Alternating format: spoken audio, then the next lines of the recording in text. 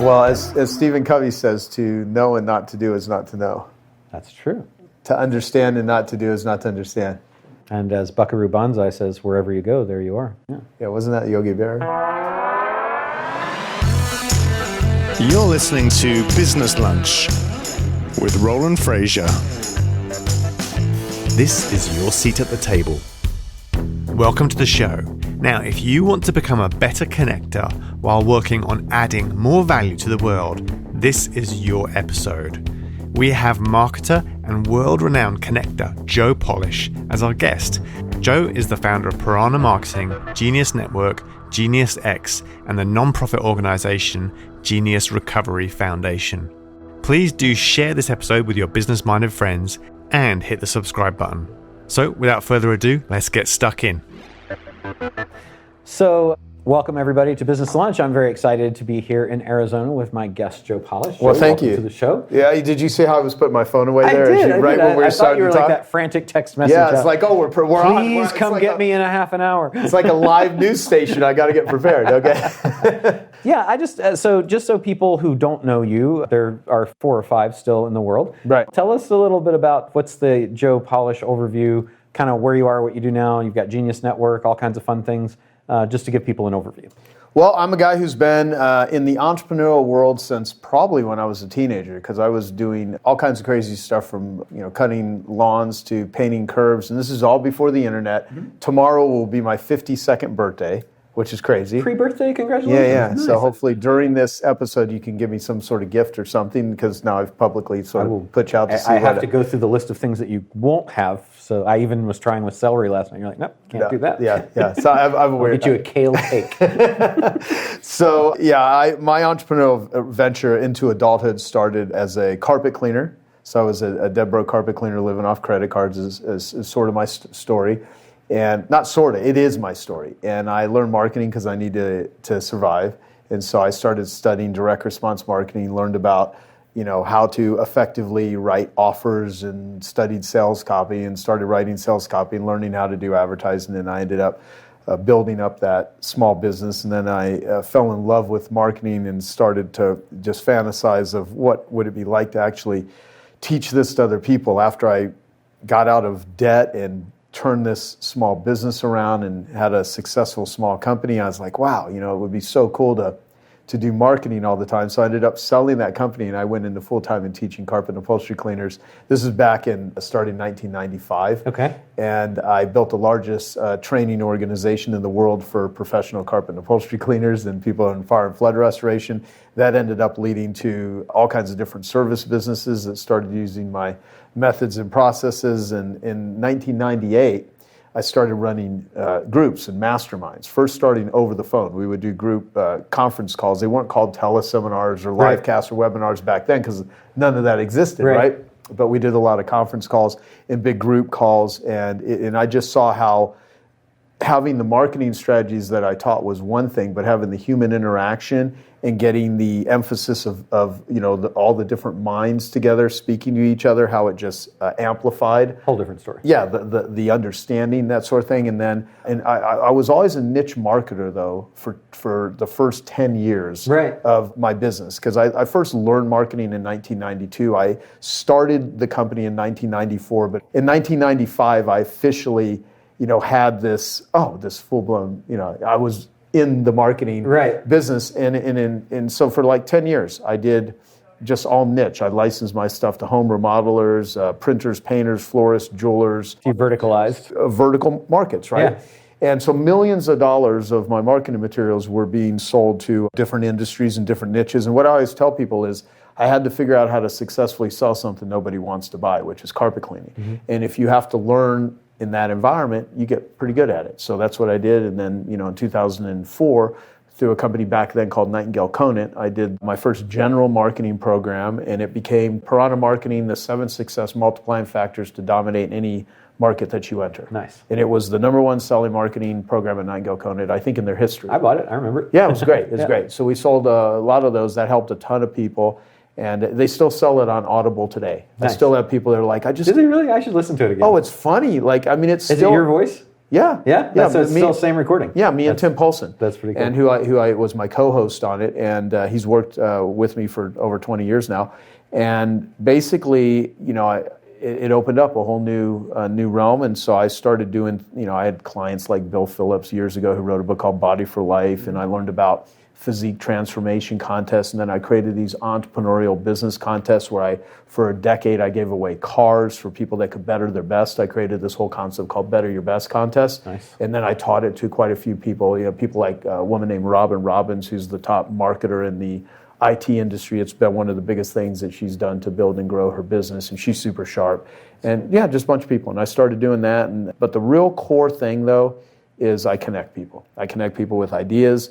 I connect them with other entrepreneurs, and so I created a connection network called Genius Network, which started as the Genius Network interview series. Even though we're sitting here doing... That was the phone interviews? It's kind of evolved into that? Well, it was first called the Joe Polish Superstar Audio Tape of the Month Club back in the 90s. Nice. And people used to pay $18.53. Why I came up with that number, I have no idea. But there was a reason back then I thought it was clever. I can't even remember what it was. And so I started doing those. Then I was like, I don't like this guru stuff. I don't like, even though I'm literally thinking about creating the Joe Polish Show because I have so many random interviews now that have nothing to do with business and marketing that I just want to share with people. That so I'm trying to figure out so back then I had that and it was on cassette tapes. We used to mail cassette tapes. And so Genius Network kind of evolved out of all that, and that's your main thing right now, right? That's my main thing. Yeah, I took my interviews. They became the Genius Network interview series. But then I was like, I want to create this a high level group, and I just called it Genius Network, and it started as a $25,000 a year group. And I first did it, I was thinking I'd just do one group with 20 people. It'd be my own school that I facilitate and people pay. And I ended up liking it more than almost anything I did. And now it's become a business. And so now we've created one of the highest level groups in the world. Of which I am a member. You're a member of, and I'm a member of your group. And it's awesome. So that's what I do now. So if you were knowing everything that you know now, I mean, back then you started with some of the direct response things and such. But if you were listening to this and you hadn't yet dipped your toe into all of that marketing stuff, where would you tell somebody to start now? That's a good question. I mean, I would use a Dan Sullivan method of thinking about stuff is who do you want to be a hero to? Mm-hmm. If you wake up every day, what would you be willing to endure the education, the unknowingness of what to do, how to do it, the struggles, Jack Canfield saw me, the first time he ever saw me give a talk, he was speaking after me, and I said this line, which I don't even know where I heard it. And by the way, if I know where I hear a line, I will credit someone even if they're not famous and they're dead, right? Because I think you need to respect people's IP, and too many people especially in the expert area they steal other people's stuff and they don't get credit. So, and I said, if I would have known being successful was this hard, I would have stuck with being a loser. It's a lot of So where would you start? Let's do 2 questions because marketing is your superpower expertise on top of connecting. Where would you start for marketing? Oh, I would read all the old school classical marketing books, Scientific Advertising by Claude Hopkins, Ogilvy on Advertising by David Ogilvy, the Robert Collier Letter book, How to Write a Successful Advertisement, Vic Schwab. I would read every Gary Halbert letter, which you can get online. But honestly, I mean, if it was me guiding someone, I'd tell them to start with episode number 1 of I Love Marketing, my I Love Marketing podcast. I've put out more incredible content with my partner, Dean Jackson. And you put it in books, too, because I bought a couple of them. I think I bought the first 50 and then the second 50. I don't think I saw a third 50. I think we've done 3. Have you? Three, okay. Three ones. 1 to 50, 50 to 100. But now we have over 300 episodes, and you're just reminding me how we are just slugs, that we have not put together more. I do have, coming out soon, these are pre-released, Life Gives to the Giver, which is a bunch of my musings, and then the Average Joe's Marketing Book, which people can read the first chapter at. Neither of those are out yet, though, as we speak now. No, the only book that's out that you can buy is The Miracle Morning for Addiction Recovery, because I spend half of my time helping people that struggle with addictions. That's sort of my passion project. Okay. Yeah, but all the I Love Marketing episodes and watch any talks and listen to stuff from you too, because you're one of the smartest marketers that I know. So if someone wants to learn marketing. They should be studying freaking everything that you're talking about. So thank you. So one of the things that we were just talking, because you were kind enough to speak to our group here, was about connecting, and you're an amazing connector, and I know you have the different steps that might be on this sheet here. Yep. It says in case I forget what I... Would you share a little bit about your, because I like your, like, not just the X step process, I like the philosophy that you have behind connecting. And just for everybody that's watching or listening, you connected me to Richard Branson to speak at our event. You had a long-term relationship with him. You connect with more cool people that are actually doing things and making a difference in the world than anybody else that I know. So that's a real art, because those people build intentional and unintentional walls to keep people out, because their time is limited, and you move through them with ease. How do you think about connecting with those people? Well, there's only a limited amount of time that I have on the planet, and if I want to learn something, if I can get directly to the source of it, I think that's more valuable than a watered-down version of it. So my buddy Keith Cunningham says there's two types of hay. There's the hay before it goes into the horse, and the hay after it comes out of the horse. And so there's a lot of people that will take someone else's content and they will regurgitate it as their own, but then that content, in a lot of times, could be right? And so I want to go directly to the industry transformer. I want to go pre-processed hay.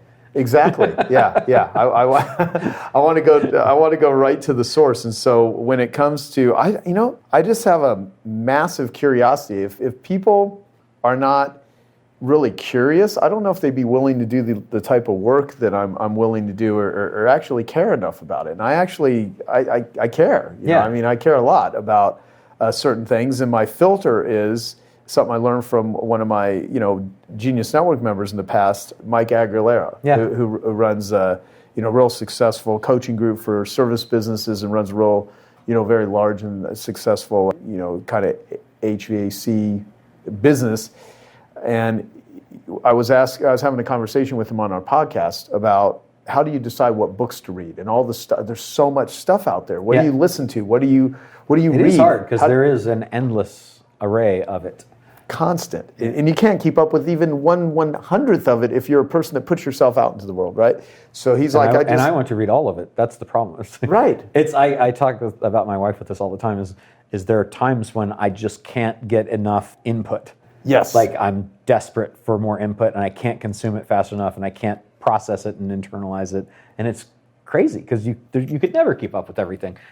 Even if you take all the post-horse stuff out of it, there's still just way more than any of us could ever deal with. Exactly. So then how do you deal with that? Maybe this will help you then. So the question is, what needs solved? You just have, what do I need solved? What do I want to solve? Well, what helps me honestly the most with that obsessive need, because I am an addict. I mean, the reason I spend a lot of time, half my time right now is spent helping build platforms and help people that struggle with addiction. I don't make money off of it. It's all volunteer. I work with some very interesting individuals. What's the program called, if anybody wants to Well, Genius Recovery. Genius Recovery is geniusrecovery.com, and then we just set up a foundation where we have 11 board members. I'm not even on it, which is great. The vision is to change the global conversation about how people view and treat addicts with compassion instead of judgment, and find the best forms of treatment that have efficacy and share those with the world. So right now it's an educational platform. And to compassion, so if you're trying to stuff so much in your head, you almost have to be your own best friend. Yeah. So what helps me the most with that sort of urge is meditation, which I didn't do for years until I finally got trained and certified in TM in 2014, I think it was 13, in Fairfield, Iowa. I went and spoke at Maharishi University, which was interesting. And then yoga, things like that.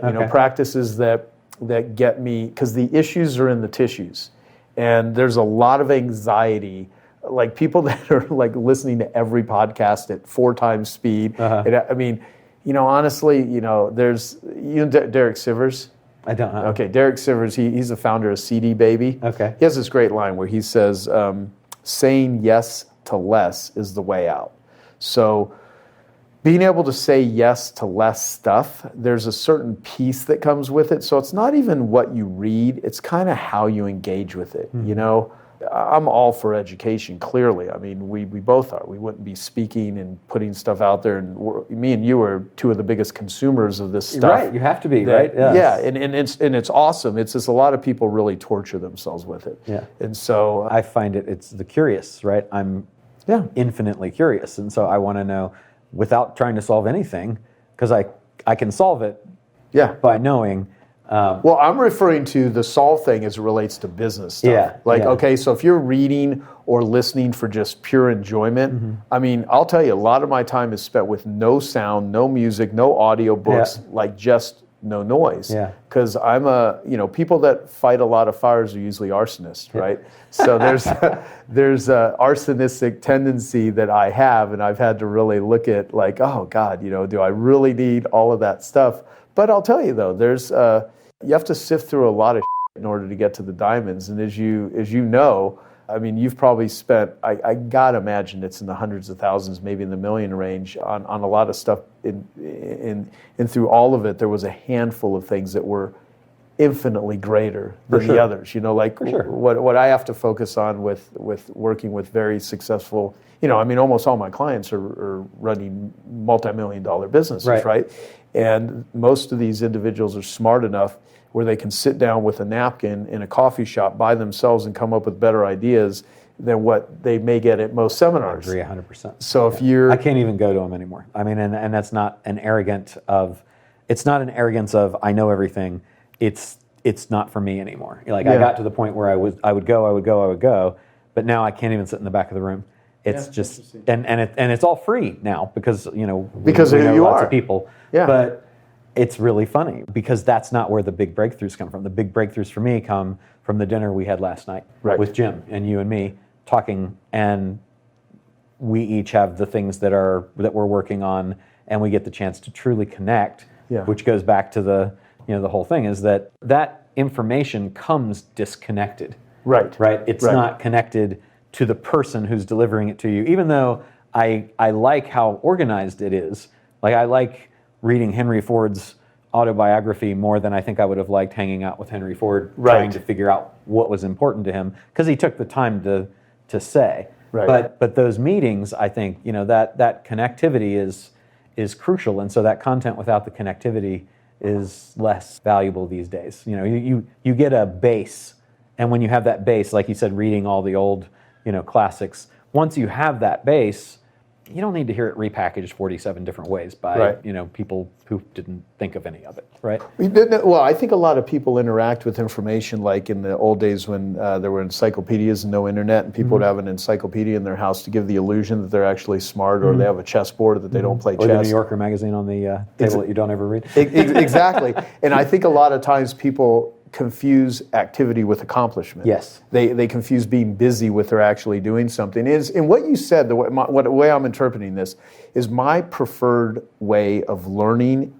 and connecting is discussions. Yeah. Dinner. Mine is too. Groups like Genius Network. Like I created a discussion group. I didn't create, it started out as a mastermind group, but it's, in my opinion, it's gone way beyond masterminding. No, it is definitely a discussion group. Yeah. And I like discussions. I haven't heard you refer to it that way, but it's dead on and it's great. Yeah, and so you just identified you like discussions. You like sitting down, connecting with people, and not having it be a monologue with a speaker, but a dialogue with an individual that you can, and that's your deal. And that's why I think you're really good at deal making. Because, let me ask you, like when someone says, deal making, or I'm going to do a deal, what does that mean to you? Like do a deal? I mean, to me, sometimes it can be very transactional. Exactly. Yeah. So it's so when you're sitting down and you're working, because entrepreneurs, to quote Dan Sullivan, they make it up and they make it real, right? But a lot of times nothing ever comes out of it. I mean, one of the things I was talking about last night with you, it's like we've been circling around some different things. I'm like,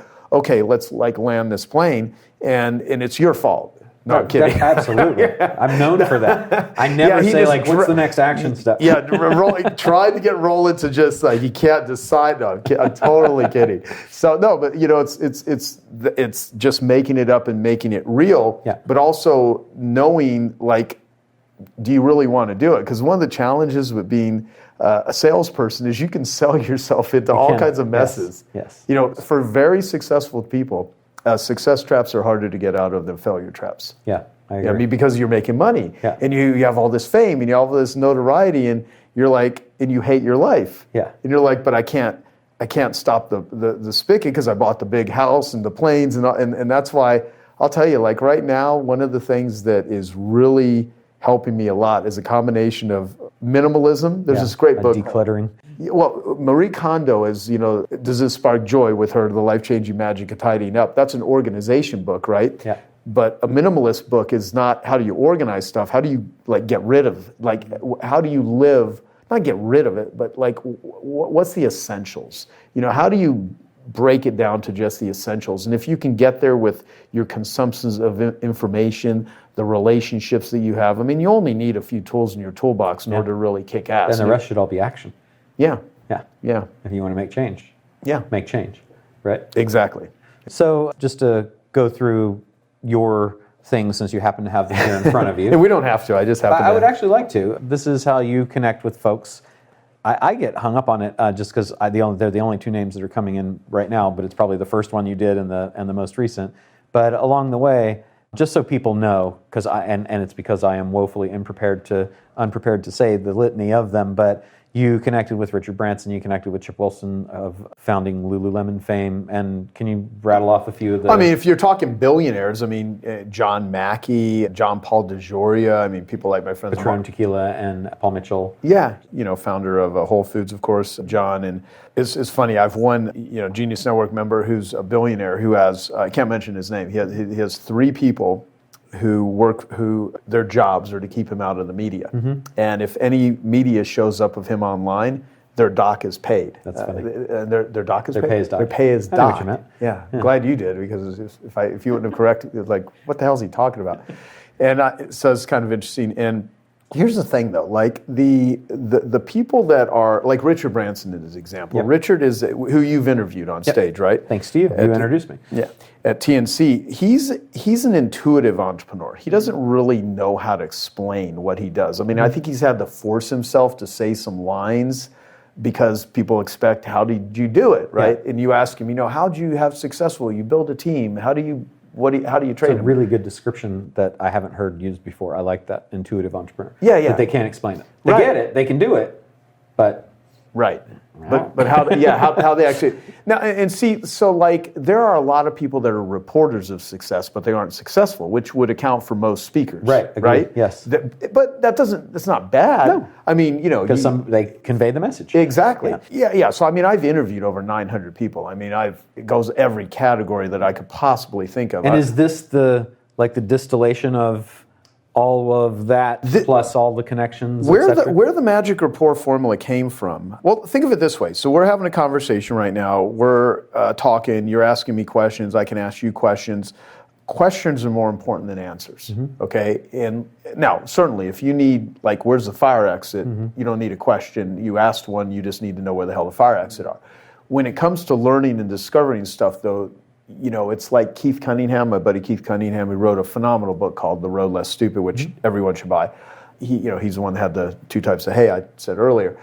It's a whole book of questions. And so I read it. I like it. So what I do with connecting with people is I identify people that may have answers that I think are valuable, and I want to ask them questions so I can learn those things, but I want to do it in a way so that I can package up an audio brochure for them, create value for them, because I don't ask anybody to do anything for me without creating value first, or at least trying. Me too. And so I got to be that way. Right. And I don't operate with an entitlement attitude. I am not entitled to any money, any access, anything if I don't create value first. Right. So I that's the fun. And then even if you do, you're not entitled to it. It's if it comes, cool, but if it doesn't, then you put some good out into the world. Exactly. Yeah. Exactly. If it's an agenda or it's got to be a tit for tat, then I think you're coming at it the wrong way.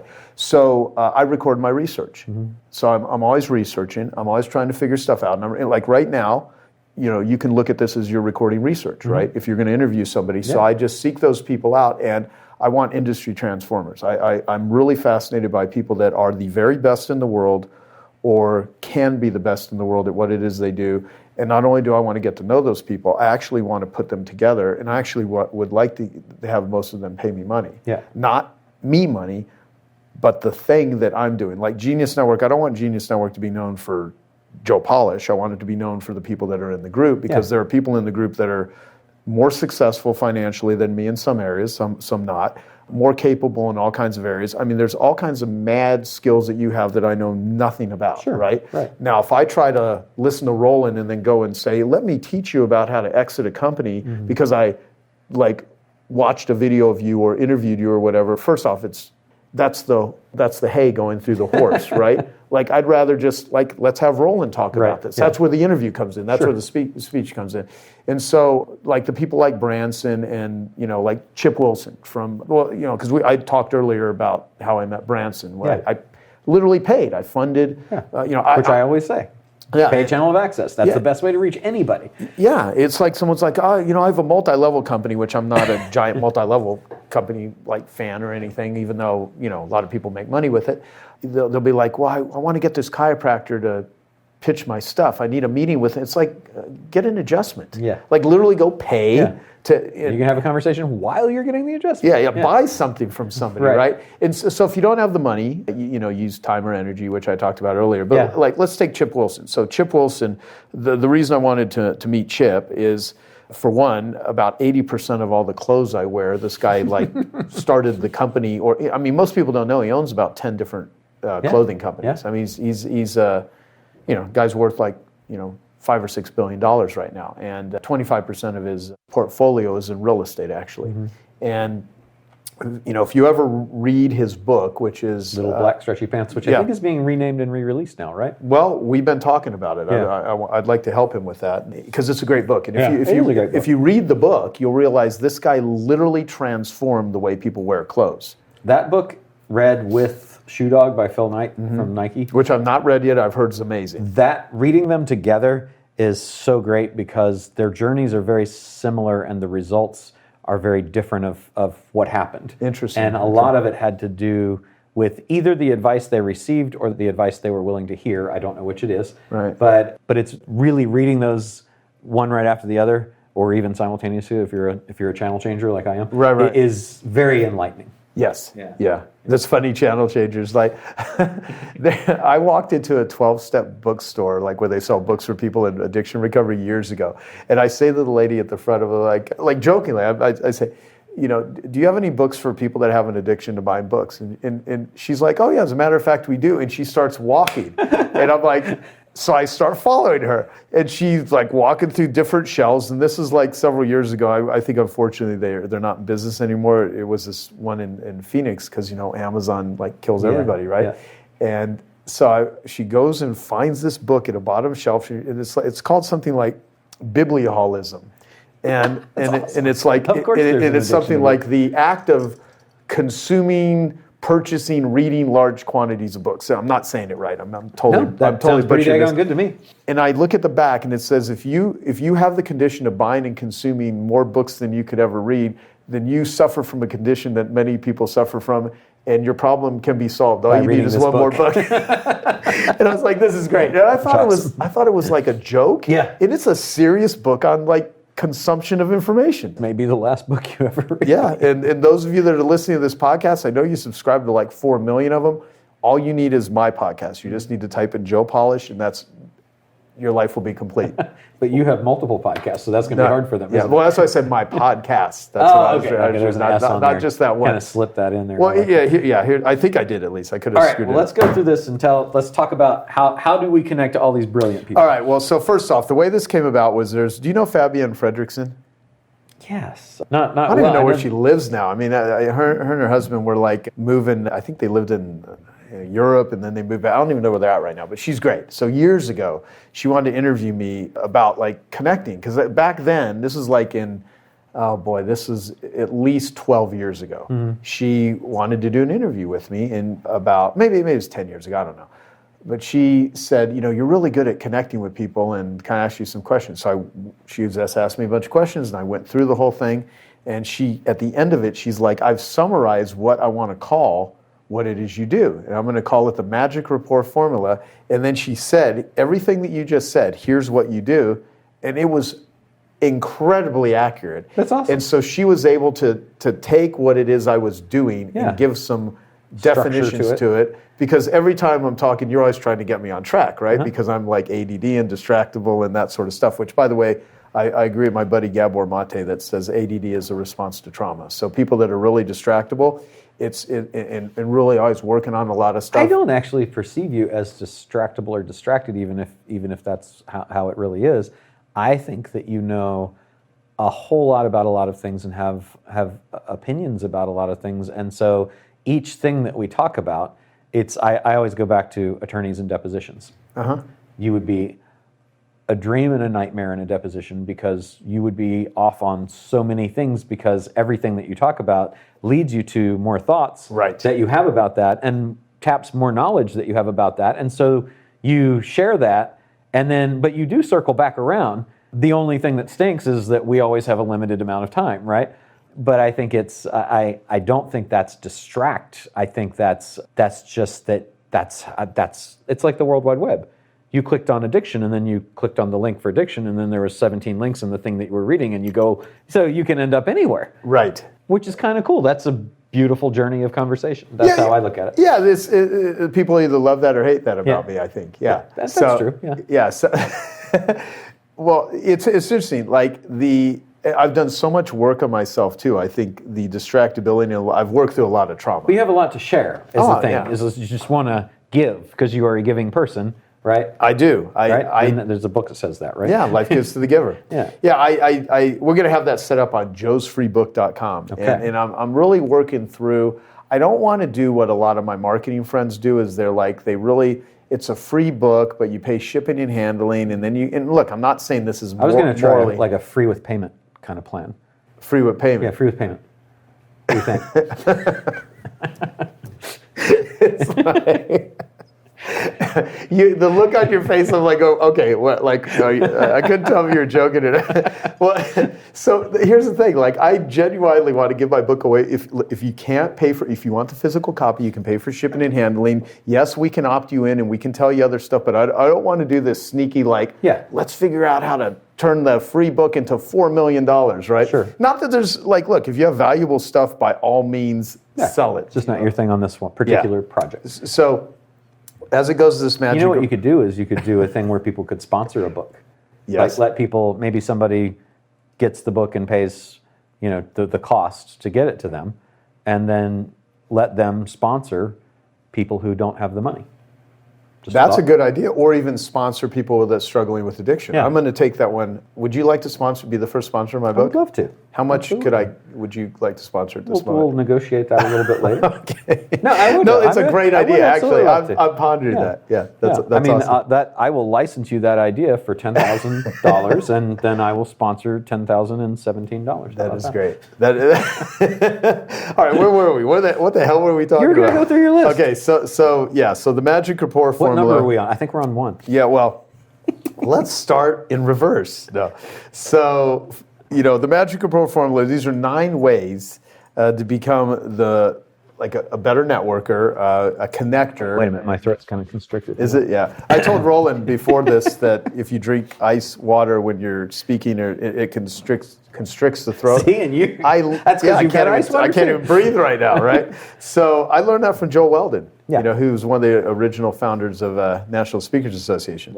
Okay, so the first one is focus on how you will help them or reduce their suffering. Okay. So I approach people with, I want to be like anyone I interact with, even if it's a server at a restaurant, if I have to tell a goofy joke or just, diss on one of my friends that I'm, eating dinner with, like you or Jim do last night, which was a perfect example.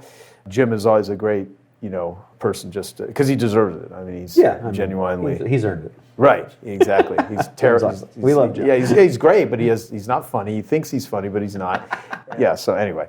But yeah, focus on how you'll help them or reduce their suffering, and you can do that through genuinely helping them, like with business problems or life problems, or in my particular case, we help people a lot with addictions, and we see some very dark stuff too, as simple as just... And that's everybody, right? This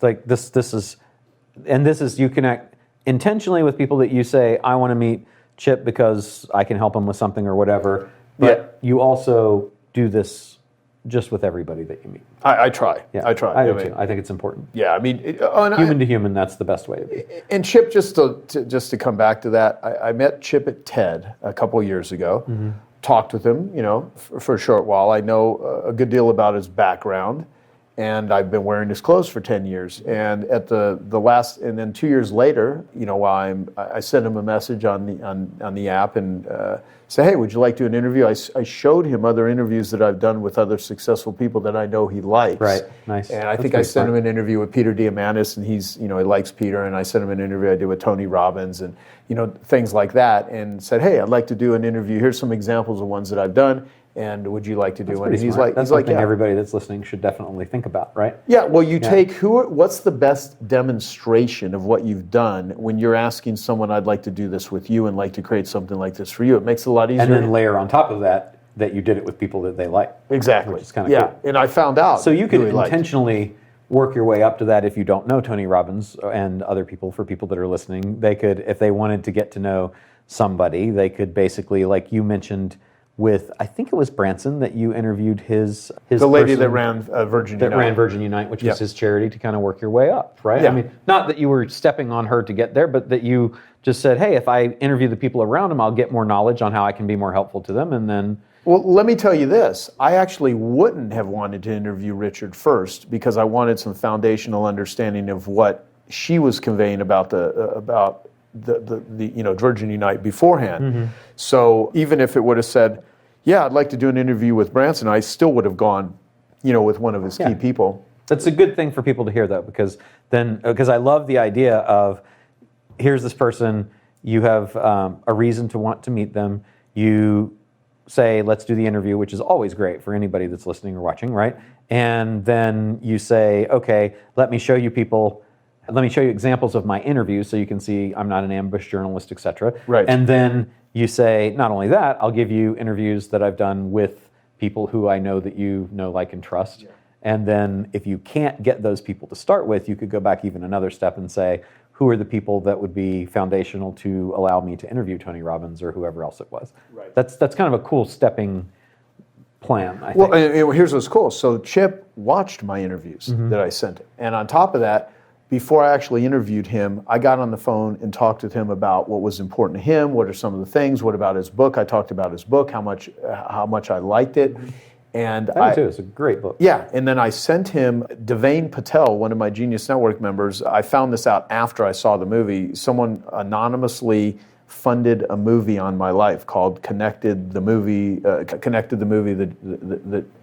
Joe Polish story. Sorry, connectedthemovie.com is the URL. Someone wants to watch the trailer, it's at connectedthemovie.com. Okay. And the movie's called Connected the Joe Polish story. And I sent a link of that to Chip and also sent him a link to a documentary we made on addiction called Black Star, and he's watched both of them.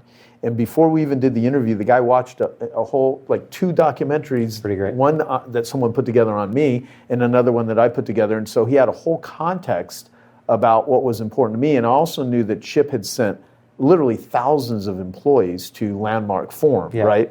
And, years ago, I had a Genius Network member named Ron Zeller who had led more Landmark meetings than any Landmark leader except Werner Erhard, who founded BEST, which ended up becoming Landmark Education. And so, he was very much into Landmark. That was and Brian Tracy, who's a dear friend of mine, I sent him my interview on Brian Tracy because one of Chip's favorite audio programs is The Psychology of Achievement by Brian Tracy. So, and he loves 7 Habits of Highly Effective People. And so I had all of this stuff that was connectivity.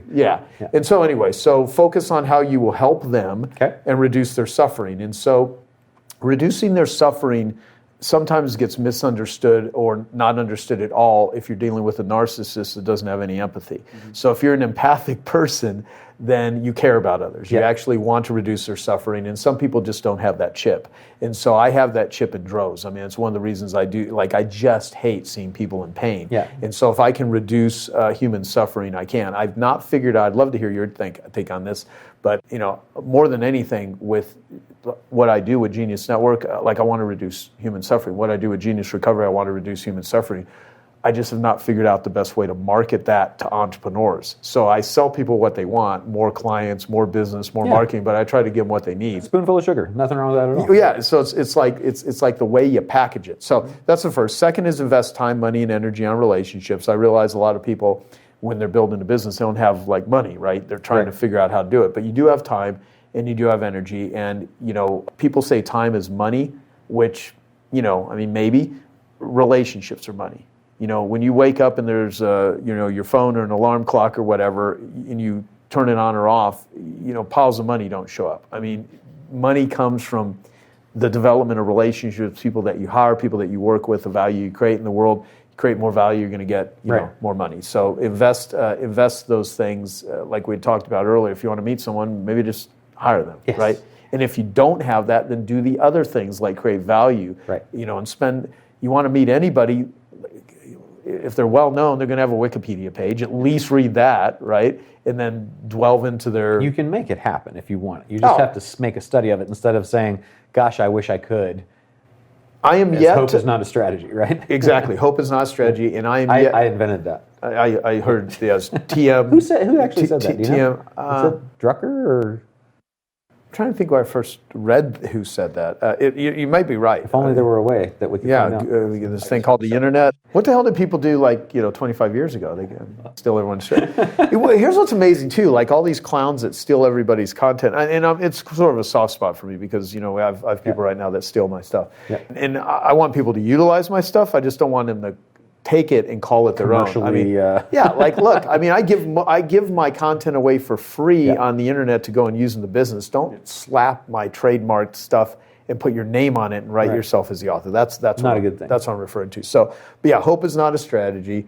And anyway, so let me go to the next one because I was going to say something, but then I totally lost. I am sorry I interrupted. Yeah, you're very hurtful there. Be useful, grateful, and valuable. Yep. I mean, at the end of the day, there's this whole thing about thought leaders. Any asshole can come up with a thought. It doesn't take a genius to come up with a thought. And you can read and sit down and probably come up with some good thoughts. I like result leaders more than thought leaders. Amen. Can you produce a result? And if you're not producing a result, what do you need to learn? What do you need to know? What do you need to do in order to produce results? And if you can do that, then you become more useful. We like action leaders more than thought leaders. Exactly. Yeah. And then treat others as you would love to be treated. Now, if you're someone that really likes getting beaten and abused, then you have to take that in a different context. What did the sadist say to the masochist when the masochist said, "Hurt me, hurt me"? Oh, jeez. Sadist said, "No." I love that joke. It's just great. That's really funny. All right. Let's just repeat that several times. No, we will. All right, so here's I want to read this Kekich Credo. So I have a friend named Dave Kekich, Kekich. He wrote a book that you can buy on Amazon worth reading. Called? Master Life, the most complete guide to achieving your goals and aspirations. And here's what's funny is Dave has never really, he's not a big marketer of stuff. He runs Maximum Life Foundation. He's in his mid-70s. I'm going to take a note about that while you tell us about it. I can send it to you. Here's what's funny about Roland right now. I bet you he's checking email. He's not even really taking a note. It's just this is an excuse to be what distracted. I learned is that, and it was a dumb thing to not have thought of, but I always took notes when I heard about books. I'd write down the name of the book. Why did I not just go buy it? Right. So now I just go buy it. Perfect. While we're talking, I'm going to buy it. Yeah, Master Life. Everyone watching this should go read it. Kich. Dave Kekich. Master Life. David. Okay. So tell us about that. Well, he wrote 100 credos after he lost. That's the little folder. Yeah, I've reprinted these Kekich credos. And one of them is because when I'm talking about treat others as you would like to be treated, you want to be memorable, you want to wow people in all areas of life. Whenever you have the opportunity, you want to be empathetic. There's no audiobook. What the heck? Yeah. No Kindle, no audiobook. No. A hardback book? Really? Yeah. All right. I think it's soft cover, but still, it's a book. You got to read the damn book. So, long-term success is built on credibility and on establishing relationships with quality people based on mutually earned trust. Cut all ties with dishonest, negative, and lazy people, and associate with people who share your values. So, And we talked about that. Read Necessary Endings if you have a problem disconnecting from those people. yeah. Yeah, good book. Yes. Also. Okay, what's next? So avoid formalities, be fun and memorable, not boring, because life can be very hard. We all have seasons where things are Life fantastic. is hard. Yeah.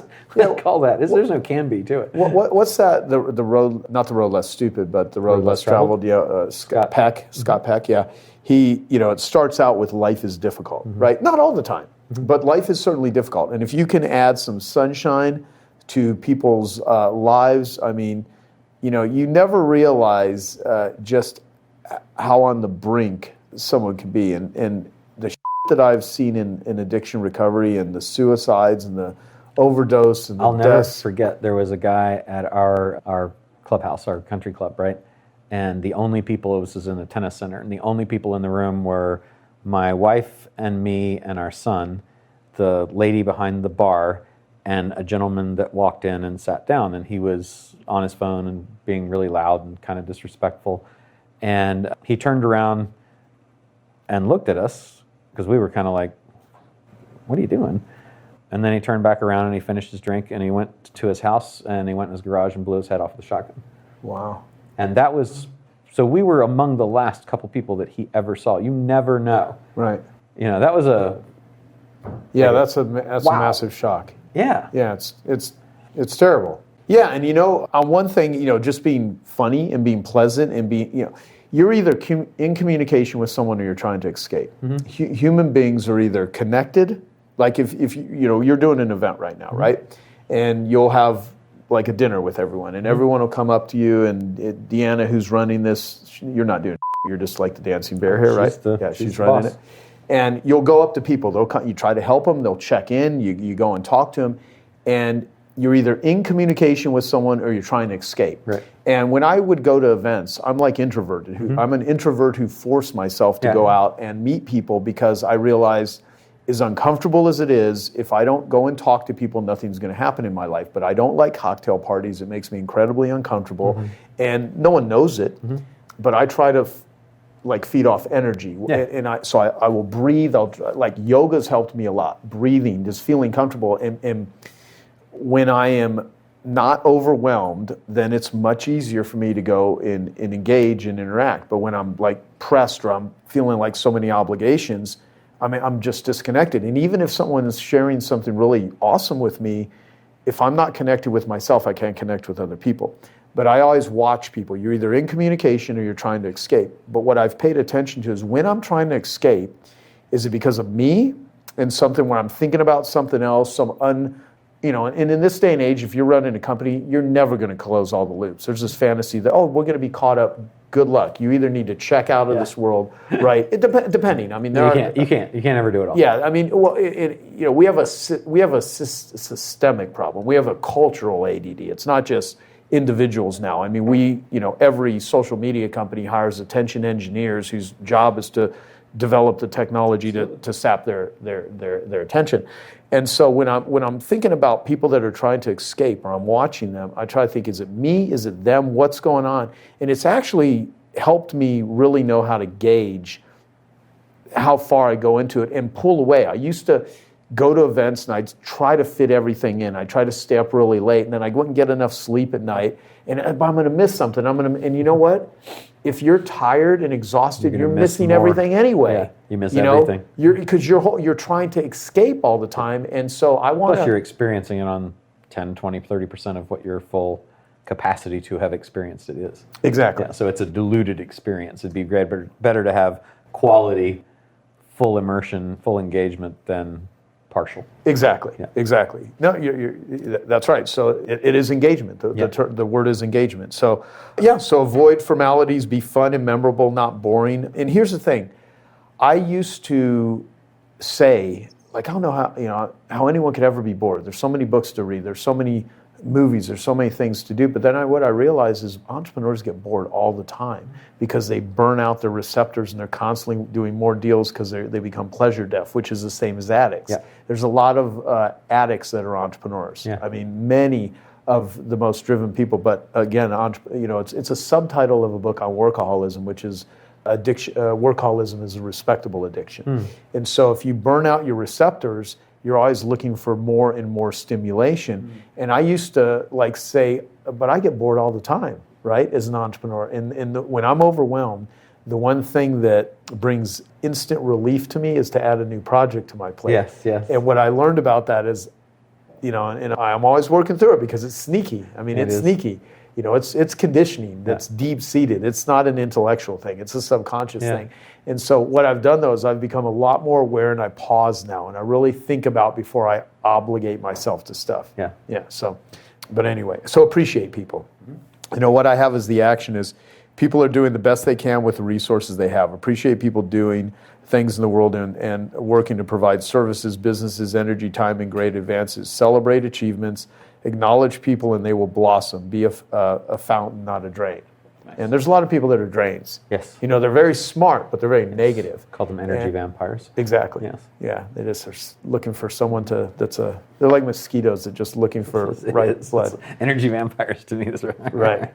Yeah. No, so don't be one of those people. Yes. So give value on the spot. And some of the action steps is create education-based help with your expertise that people can then give away to others. Connect one person a week to someone else who can solve their problem or help them reach their opportunity. Give people elegant ideas and help them make better decisions. If you're on the lookout for who's in trouble and how to help them, one of the best ways to do this, which most people won't do, and I've interviewed him several times. I've become good friends with him. A guy named Chris Voss, who wrote probably one of the best negotiation books in the world. I met him through you. Never split the difference. Before he became an FBI hostage negotiator, he literally volunteered at a suicide hotline because the woman that he was trying to get hired by said, go do this, and no one ever told him he did it. He went and did it. And I'll tell you, I helped create Joe Volunteer, which is like Uber for volunteers, where, if recovery centers, animal shelters, assisted living homes, disaster relief, and the guy took the idea, and it's still in its building stages. It's not become yet a thing. I'd love to see it become a global thing at some point where any average Joe can volunteer. But if you think your life sucks, you're depressed, you're lonely, and that's real serious pain. That's real human suffering. If you can go find someone that's hurting, one of the best ways to lift yourself out of angst is to go find someone who needs help. And it's amazing. It's counterintuitive. Like, I'm exhausted and I'm tired. There's someone else in the world that their life would be forever changed and maybe saved if someone just showed up and just cared about them a little. It just was a companion to them, even if they're dying, even if they're suffering. And so I always tell people, even if you're not an addict, go to an open 12-step meeting on any addiction, sex addiction, gambling addiction, drug addiction, alcoholism, Overeaters Anonymous, Codependency Anonymous, and just literally be around people that are trying to share experience, strength, and hope. So giving value on the spot, people will be like, we should go to lunch sometime. Well, or we should talk sometime. Well, how about now, right? Or you even said that last night at dinner. I'm like, yeah, you used it on me, right? He says, I was like, we should talk about it. Well, why don't we talk about it right now? And part of it is like, you really, if the time isn't right, you got to think about it more. I'm not saying that. But like, if you really don't want to meet with someone in the future, don't give yourself the obligation or give them the false belief that you're going to hang out with them. Just, learn how to say no eloquently, with respect.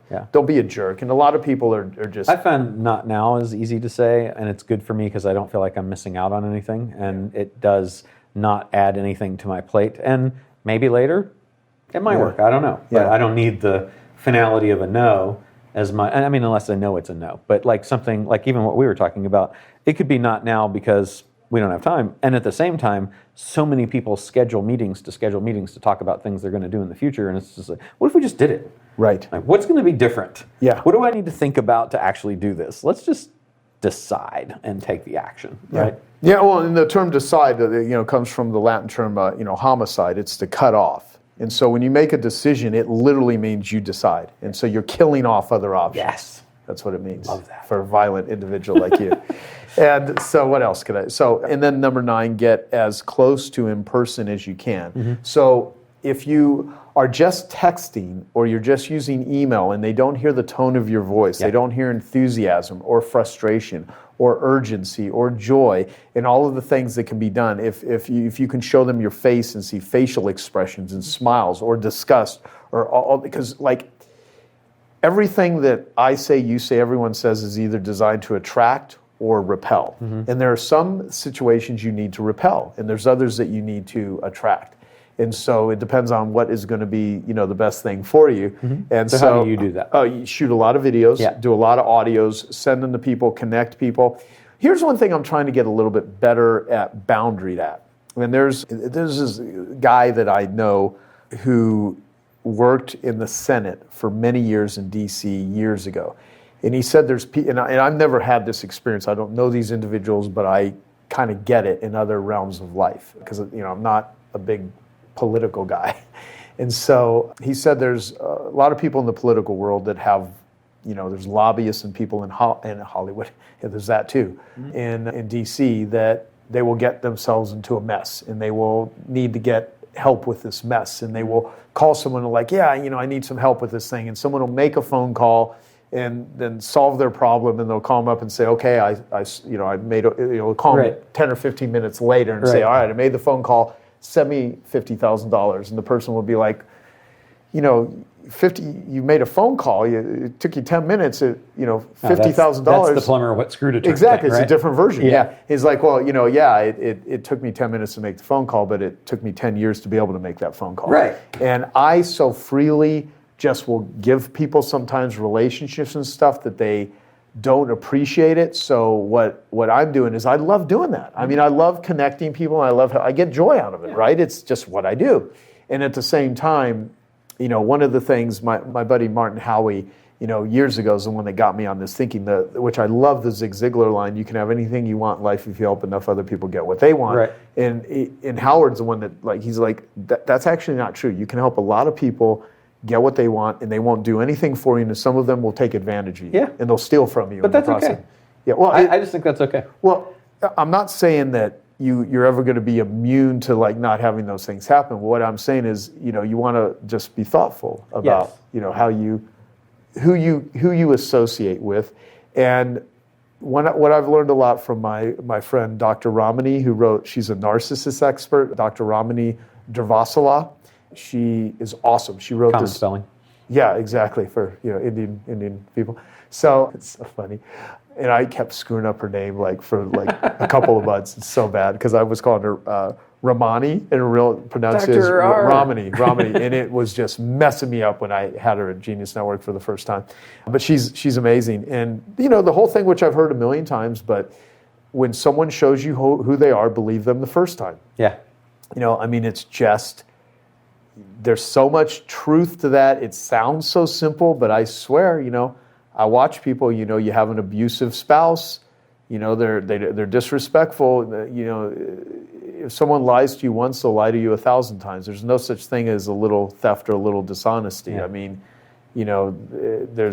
So anyway, so get as close to in person as you can. So what I say is, get as close to personal as possible with personalized audios, video, text messages. If they're important, connect with them. If it's a more positive and memorable experience, it's more positive and memorable when it's personal. Mm-hmm. Facilitate group discussions or meetups to allow people to exchange ideas, address challenges, and create new opportunities. And, you can learn through the school of hard knocks and get bloodied. You can learn through the experiences of other people through reading their books, going to their seminars, joining their groups, that sort of thing. But the most effective way to accelerate learning is to teach it to other people. So if anyone's learned anything by listening to us talk, then I would suggest sharing that with someone else. Anything that you found here that was valuable and useful that you want to go a little deeper with, immediately go and apply it.